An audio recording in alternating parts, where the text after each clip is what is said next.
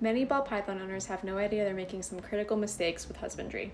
My name is Dr. Rachel Sue. I'm a vet that works with exotic pets, and I'm going to teach you basic ball python care in 3 minutes or less. And this is my own ball python named Lucy. Ball pythons are one of the most common pet snakes for good reason. They're generally well-natured and they grow to a reasonable size. They can live quite a long time, averaging around 20 to 30 years old. Adults can reach up to 5 feet in length, with the females getting a little bit bigger than males. I recommend a 75-gallon enclosure for adults, if not a 4x2x2. And there's a lot of misinformation out there saying that they can survive in tiny little tubs, but to me, surviving isn't thriving, and in order to have a good mental health and physical health, they really do need a larger enclosure.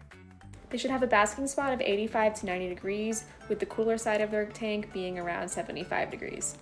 Unlike some other reptiles, they don't require UVB lighting. I do recommend you use overhead heat, or at least a heating pad on the side of the tank. Just don't use a heating pad underneath, because I have seen thermal burns from those. They should have a water dish that they can fully submerge themselves in at all times. Their tank should include 2 hides, one on the cool side and one on the hot side of their tank. Their humidity should be 50 to 60%, and you can include a humid hide to help regulate that too. You should feed an appropriately sized rat or mouse about once a week for the juveniles, or once every 2 weeks for an adult. I always recommend that these should be frozen thawed instead of live, because I've seen quite serious injuries with live prey. The problem we often see in older snakes is obesity, because people feed them too large prey or too often.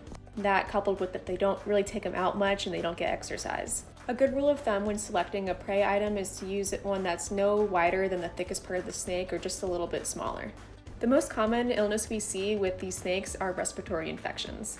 Common signs include wheezing and blowing bubbles out of the nose or mouth. These can be infectious or caused by poor husbandry. We also see them go off feed, so it's important that you weigh your snake every week to monitor their weight. Sometimes it's normal for them to have a decreased appetite, but if they're losing weight, it might be more of a concern. Another common thing we see are mites, which can be picked up from the environment, reptile shows, and can cause quite a bit of damage to your snake. There are a lot of options for substrate, but make sure to stay away from sand, cedar, and pine. Newspaper, paper towels, and artificial turf might be easier to clean and maintain, but they don't provide any opportunities for burrowing for their natural behaviors. More experienced reptile keepers might be interested in bioactive substrate, but I don't recommend this for any ill pet or juvenile pet.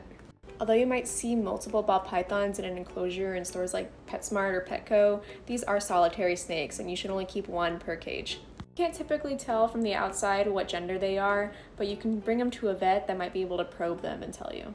Prey should be thawed in warm water to a temperature around 99 degrees. I'm just about out of time, but let me know if you have any questions in the comments. And don't forget to like and subscribe for more.